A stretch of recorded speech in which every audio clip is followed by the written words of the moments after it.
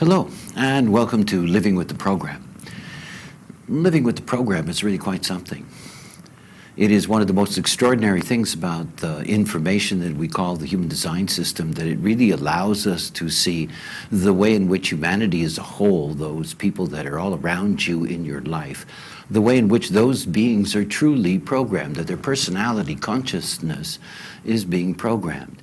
It's been one of the mainstays of my work. As a matter of fact, when I published the very first book in human design, the so-called Black Book, the Human Design System in 1992. It was packaged along with what was called a Rave Ephemeris, that is a book that had the charts of every single day of the year. And it was an edition that was really important for me because the paying attention to transits is not something that's recent in human design. It has been the bedrock of the knowledge. I used to teach my earliest students, when there wasn't a lot of information and there weren't a lot of books and all the things that are available today. I used to tell them, just watch the program. Everyone in terms of their design have those aspects, hanging gates that are coming out of a center, whether defined or not. And they're always looking for the other end, always. And our life is always challenged by what's there at the other end, the potential of the conditioning that is there at the other end.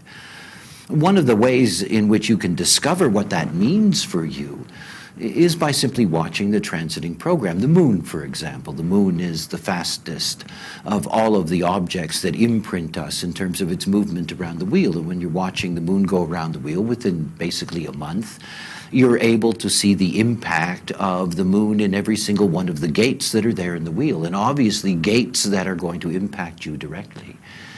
Where it really becomes a study, where it really becomes an education, is when you have planets that take a long time to transit a gate. Those planets are going to impact you.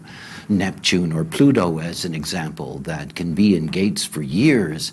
And there you are with your hanging gate at the other end. You're going to go to their school in terms of all that information that you're going to have to process and the way in which that new energy field is going to operate in your life and whether it's going to take you over or not. We are all subject, after all, to conditioning.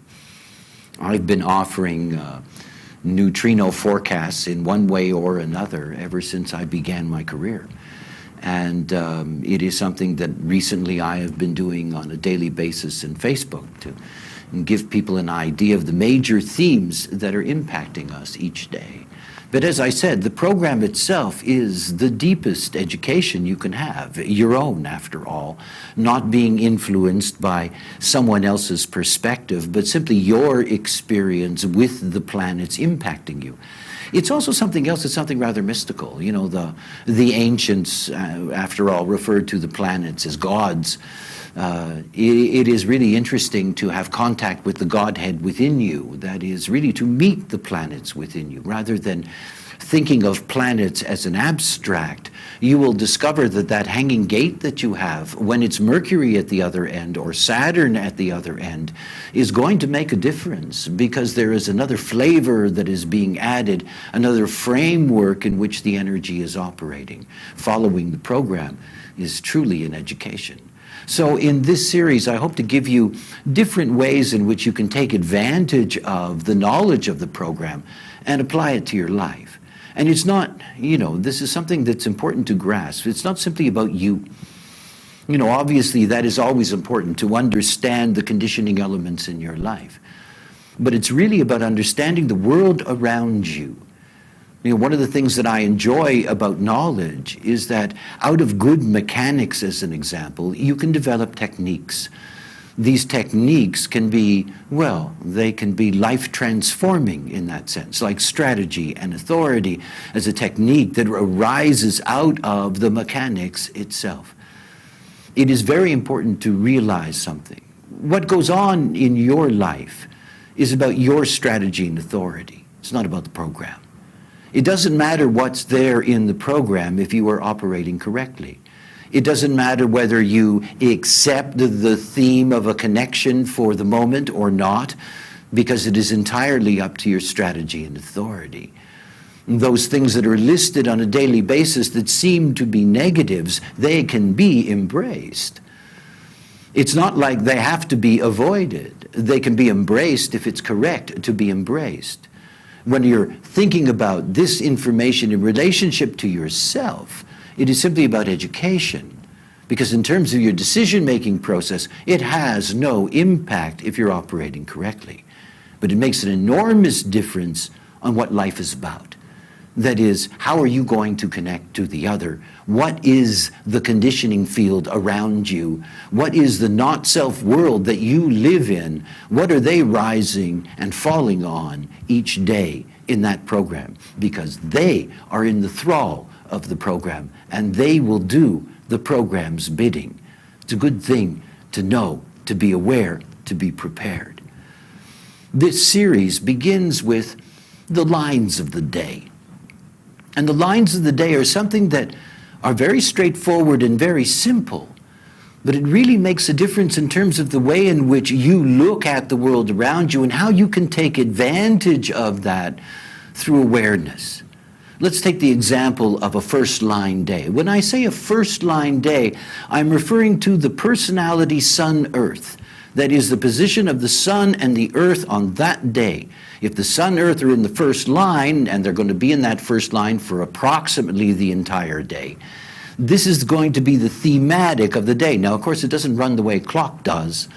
And so these themes can change, the Sun moving, the Sun-Earth axis moving from a first to a second line anytime during an ordinary calendar day.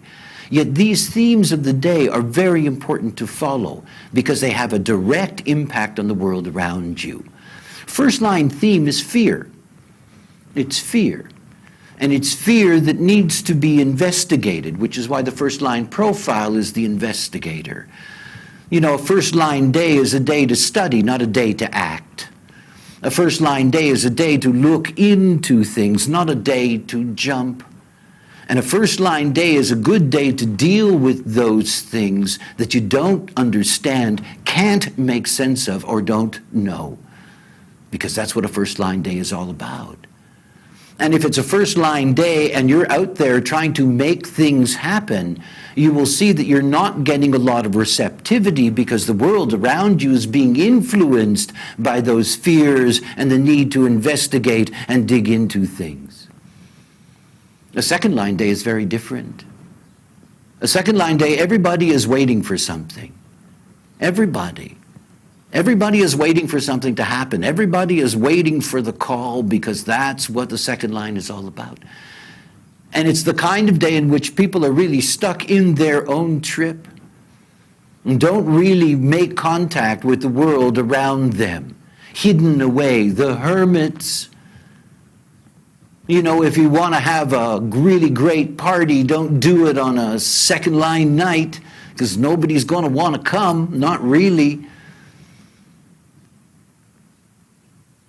Third line days, be careful on the roads. Be careful in those swinging doors. Because a third line day is a trial and error, things bump into you day. It's also a really good material day. It's a good day to do business. It is a good day to work on the material plane. But it's also a day where you really have to be careful because things can go wrong. Just lines. But then again, the sun represents 70% of the neutrinos that we receive, grounded here on this earth. It is the vast majority of the programming we receive. It is the most powerful imprint we receive on a moment-by-moment basis. You know, when the sun earth, the third line, you know, the number of people that hurt themselves banging into things, cars that bang into each other, all of these things are just there in the program, conditioned by the program. For discovery, after all. I mean, it's part of the joke. You know, all of those things that suddenly happen out of nowhere on a third line day are things that can lead to discovery, material success. But to understand the thematic of the day around you is to understand what's going on around you, what's moving people at a primary level. Now remember, if you're looking at transits, you know yourself that the Sun, Earth in any given position doesn't necessarily change your design, while at the same time it may be changing somebody else's. So it's not like absolutely everybody is being conditioned in the same way. Yet this is the conditioning field. The moment that you move to the fourth line, you move to a totally different thematic. The first three lines look inward. They look inward. They're much more absorbed with their own process. On any one of the first, second, or third line days, there is not a lot of attention in humanity to what's on the outside. They're busy with their own stuff. But on a fourth line day, suddenly you look up and you look around. A fourth line day, because of the nature of the fourth line, this theme of friendship, of companionship, of networking, all of these aspects that are inherent in the fourth line make a fourth line day a great day for social interaction. This is a day where, you can finally get to have that meeting with that person who didn't want to see you, because on a fourth line day, they're more open to networking, they're more open to being friendly and social. See, we can always take advantage of the themes of the day. Now, a fifth line day is different. It is a heretical day, a day of suspicion. It's also a day of universalization. It is a day where, something can leak out and spread very rapidly like a virus on YouTube where suddenly there's 3 million viewings. But there is a great deal of suspicion and paranoia on a fifth line day. It's going to impact the nature of relationships. There's going to be a huge amount of projection on a fifth line day. Be careful what you say on a fifth line day, because other people are going to expect it of you because of the nature of the projection field. And it's a day of seduction. It's a day where you can be seduced or you can be the seducer.